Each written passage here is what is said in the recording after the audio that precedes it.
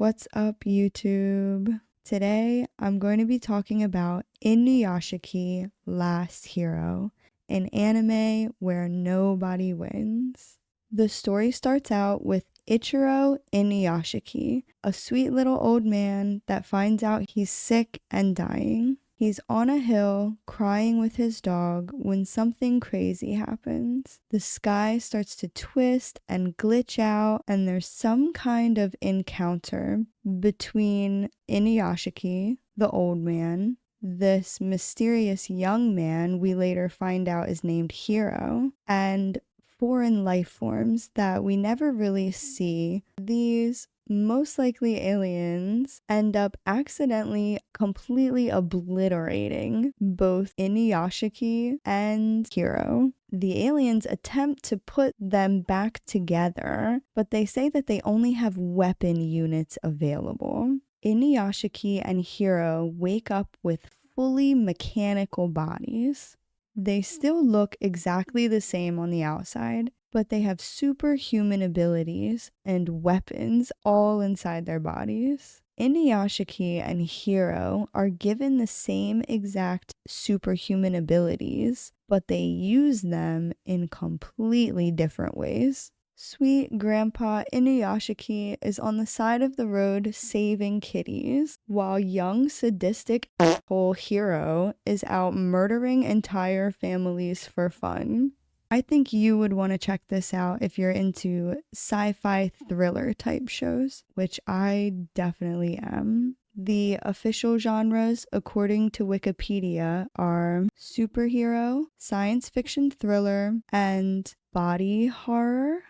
I've read Juni Ito, so I wouldn't really count this as body horror. I mean, they have guns that come out of their backs, but it's not graphic. It was a lot darker than I expected at certain moments. There were two specific scenes that made me nervous that this might end up being one of those shows that just gets as dark as possible in a non-impactful, edgy way. But thank God it didn't end up being like that. The scenes that were really dark were dark for a reason, and they were impactful. The story wouldn't have hit that hard if the stakes weren't that high. The thing that stood out the most to me about this series was the complexity of Hiro's character. He was far from a cut and dry, predictable character. The biggest question I kept asking myself was, is this evil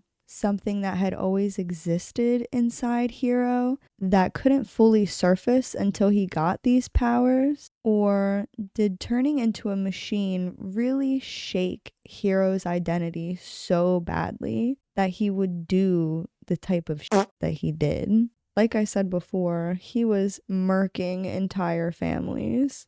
It even hit a point where he realized he could kill people through screens. He started using the screens in the city and said he was going to kill 100 Japanese people a day until he completely wiped them out. He was using his powers to kill mass amounts of people. But you know for a fact that he has the capability of empathy because he truly cared about some people, like his mom and his childhood friend, even as the friend was actively trying to persecute him for his crimes. He also develops feelings for a girl from school and her grandmother while he's on the run and they're hiding him from the police. He is in tears, heartbroken, when he sees his mother on TV apologizing for his behavior, saying she felt like she should be taking some kind of responsibility for his crimes.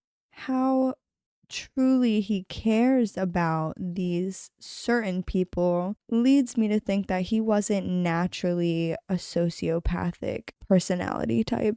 By the end of it, I was fully convinced that Hiro becoming a sadistic murderer was directly caused by him becoming no longer human.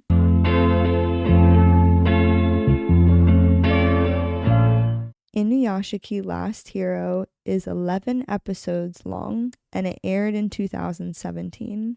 I finally decided to watch this anime because I've seen a lot of posts about it on Facebook groups that I'm in. I saw people saying that it was underrated and that it was psychological.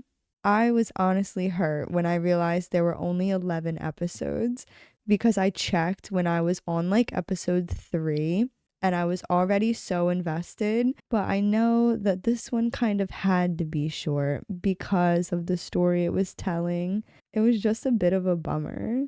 I like to note when a show has any unforgettable moments for me.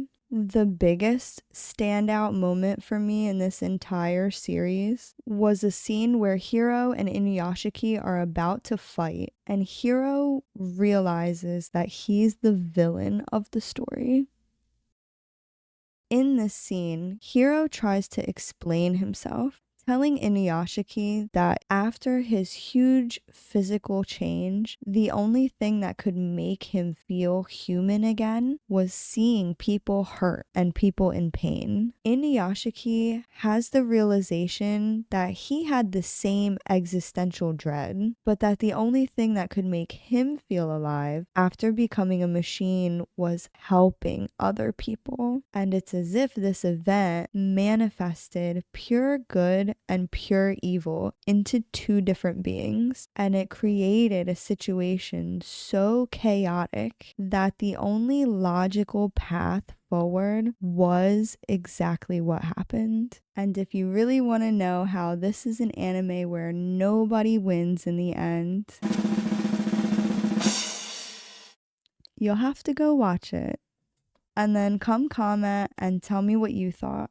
There's one last thing, a cool little Easter egg I want to point out about this anime. At one point while watching, Hiro is in his childhood friend's bedroom and you can see posters on the wall. And I was like, is that a Gantz poster? So I was rewinding it and paying extra attention when it showed the childhood friend's room. And homie's room was filled with Gantz posters. After realizing this, I was like, oh my god, that's cool. Maybe the guy who made this was inspired by Gantz. So I started looking into it, and get this, I had no idea. The same guy that created Inuyashiki also wrote Gantz. I was like, yo, he got me twice. Because I loved Gantz too. I never would have even compared Inuyashiki to Gantz because they felt so different. The first time I tried to read Gantz, I couldn't get through the first couple chapters, but a little while went by and something was calling me back to Gantz. So I gave it another shot and it honestly got really good for a long time, like at least 100 chapters. Then it started to get weird and random. They had a bad blackface moment that was embarrassing for any Gantz fan. It was like, what is happening to this? But for a while, it was really unique and really good. I always think about they had code names for the characters in Gantz, and there was this girl that was codenamed. She had huge and was a huge waste of space for most of the story, and it was so aggravating. But somehow they developed her well enough that I did get attached. And when something bad happened to her towards the middle, I truly was like, not like, I did not want to see anything bad happen to her. So he did something right. Well, I'll end the video here. Come find me on Instagram and let me know what you think. Would you watch Inuyashiki if you haven't seen it yet? What did you rate Inuyashiki out of 10 if you have seen it? What do you think is better, Inuyashiki or Gantz? Thanks for watching this video, and I'll see you in the next one. Bye!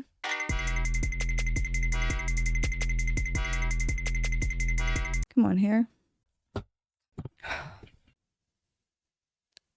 My eyes are burning.